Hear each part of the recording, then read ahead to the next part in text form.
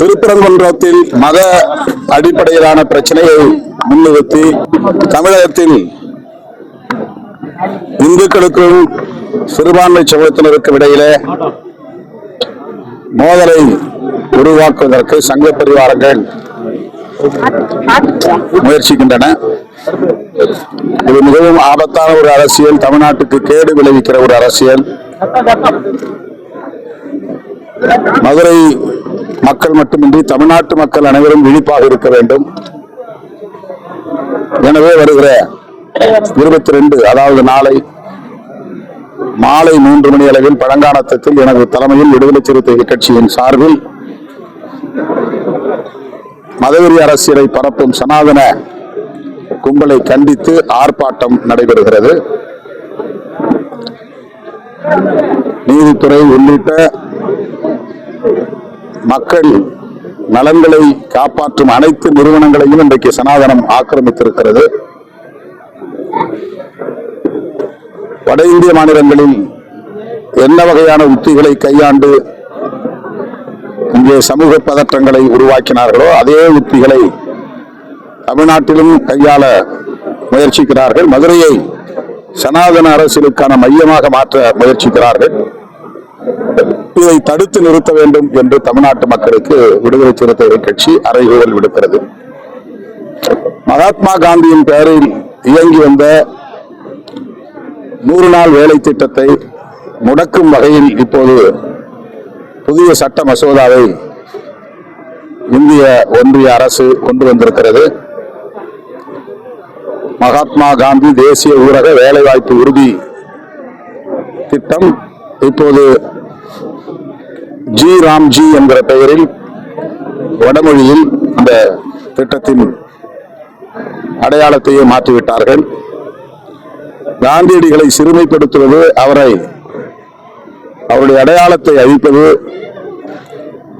என்பதுதான் பாஜக உள்ளிட்ட சங் பரிவார்களின் நோக்கமாக இருக்கிறது. இது மிகவும் தரம் தாழ்ந்த ஒரு அரசியல்.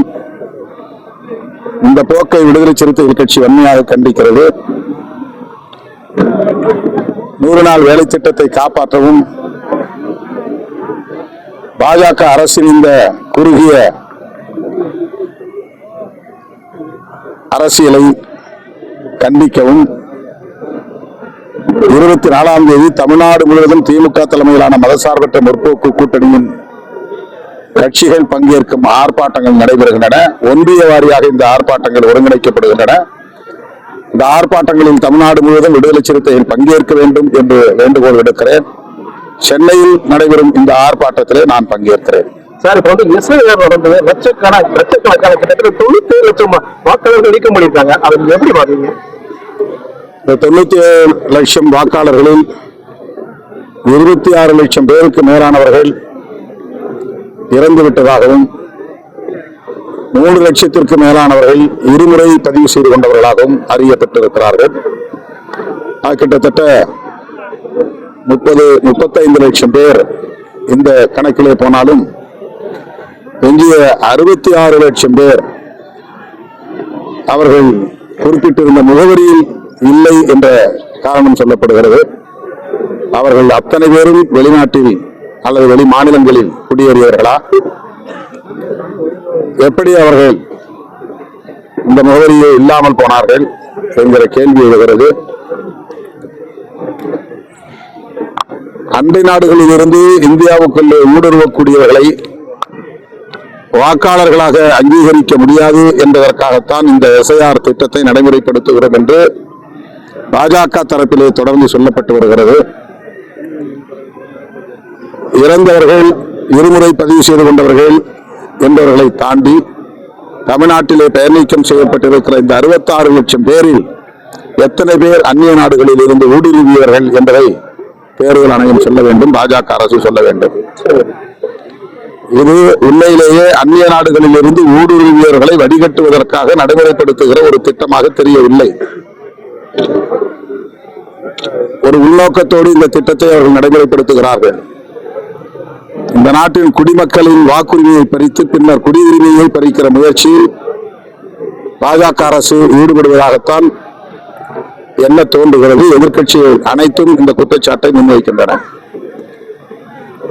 ஆனால் பாஜக அரசு அதை பொருட்படுத்தவில்லை. ஆகவே தமிழ்நாட்டிலும் வாக்குரிமையை பறித்து குடியுரிமையை பறிக்கிற முயற்சியில் ஈடுபட போகிறார்கள் என்கிற கவலை மிஞ்சுகிறது. தமிழ்நாட்டு மக்கள் விழிப்பாக இருக்க வேண்டும். அவர்கள் அளித்திருக்கிற காலக்கெடுவுக்குள்ளாக தங்கள் பெயர் இந்த பட்டியலில் இடம்பெறவில்லை என்று கண்டறிந்த நிலையில் விரைந்து தங்கள் பெயரை இந்த பட்டியலில் இணைத்துக் கொள்ள வேண்டும். சனாதன கும்பல் தமிழ்நாட்டிலே வேரூன்றுவதற்கு தமிழ்நாட்டு மக்கள் ஒருபோதும் இடம் கொடுக்க கூடாது, விழிப்பாக இருக்க வேண்டும் என்று வேண்டுகோள் விடுக்கிறேன். வரப்போற தேர்தல் வந்து திமுக மற்றும் திமுக கூட்டணி கட்சிக்கு பெரும் தாக்கத்தை ஏற்படுத்துமா, அதாவது பின்னடைவை ஏற்படுத்துமா? அதை பற்றி பின்னடைவை ஏற்படுத்த வேண்டும் என்பதுதான் பாஜக தரப்பினரின் நோக்கம். ஆனால் அத்தகைய பின்னடைவை திமுக கூட்டணிக்கு மக்கள் ஒருபோதும் வழங்க மாட்டார்கள். பாஜக தலைமையிலான அல்லது அதிமுக தலைமையிலான கூட்டணியின் அரசியல் என்ன என்பதை தமிழ்நாட்டு மக்கள் உணர்ந்திருக்கிறார்கள். அந்த கூட்டணியிலும் இந்த கூட்டணியிலும் இல்லாமல் அரசியல் பேசக்கூடியவர்களையும் அவர்கள் எந்த பின்னணியிலே இயங்குகிறார்கள் என்பதையும் தமிழ்நாட்டு மக்கள் அடையாளம் கண்டு வருகிறார்கள். எனவே 2026 நடைபெற உள்ள சட்டப்பேரவை பொதுத் தேர்தலில் திமுக தலைமையிலான மதசார்பற்ற முற்போக்கு கூட்டணி மக்களின் பேராதரவை பெற்று மாபெரும் வெற்றியை பெறும். தமிழகத்தில் கடந்த 4 நாட்கள் வந்து செவிலியர்கள் வந்து பணி நிரந்தரம் பண்ணணும்னு சொல்லி பல்வேறு இடங்களில் போராடிட்டு வராங்க. இது தேர்தல் வாக்குறுதியில் திமுக அரசு கொடுத்தது, இன்னும் நிறைவேற்றது. எப்படி பார்க்க? செவிலியர்கள் போராட்டம், தூய்மை பணியாளர்கள் போராட்டம் போன்ற பல தரப்பினர் பணி நிரந்தரம் கோரி போராடி வருகிறார்கள். இந்த ஓய்வூதிய திட்டம் குறித்து அரசு ஊழியர்களும் தமிழ்நாடு அரசுக்கு விடுத்த வேண்டுகோள் அல்லது தேர்தல் அறிக்கையில் திமுக அளித்த வாக்குறுதி இன்னும் நிறைவேற்றப்படாமல் இருக்கிறது என்கிற குறைபாடும் உள்ளது. தேர்தல் நெருங்கும் இந்த சூழலில் தமிழ்நாடு முதலமைச்சர் அவர்கள் இவற்றையெல்லாம் கவனத்திலே கொண்டு விரைந்து நல்ல முடிவு எடுக்க வேண்டும். குறிப்பாக இந்த பழைய ஓய்வூதிய திட்டத்தை நடைமுறைப்படுத்த முன்வர வேண்டும். லட்சக்கணக்கான அரசு ஊழியர்களின் வேட்கையாக, கோரிக்கையாக அது உள்ளது. எனவே தூய்மை பணியாளர்களின் போராட்டமாக இருந்தாலும் செவிலியர்களின் போராட்டமாக இருந்தாலும் அவற்றையெல்லாம் தீவிரமாக பரிசீலிக்க வேண்டும். அவர்களுக்கு நீதி கிடைக்கிற வகையில் அரசு நல்ல முடிவெடுக்க வேண்டும். பழைய ஓய்வூதிய திட்டத்தையும் நடைமுறைப்படுத்த வேண்டும் என்று கேட்டுக்கொள்கிறேன். திருப்பரங்குன்றத்தை பற்றி பேசுறதுக்கு திருமா அவர்களுக்கு எந்த தகுதியும் கிடையாது அப்படின்னு சொல்லி பாஜக முன்னாள் தலைவர் அண்ணாமலை சொல்லியிருக்காரு. ஒரு விமர்சனம் பண்ணியிருக்காங்க. அந்த விமர்சனத்தை எப்படி பாக்குறீங்க? தகுதிக்கான வரையறை என்ன வைத்திருக்கிறார் என்று எனக்கு தெரியவில்லை.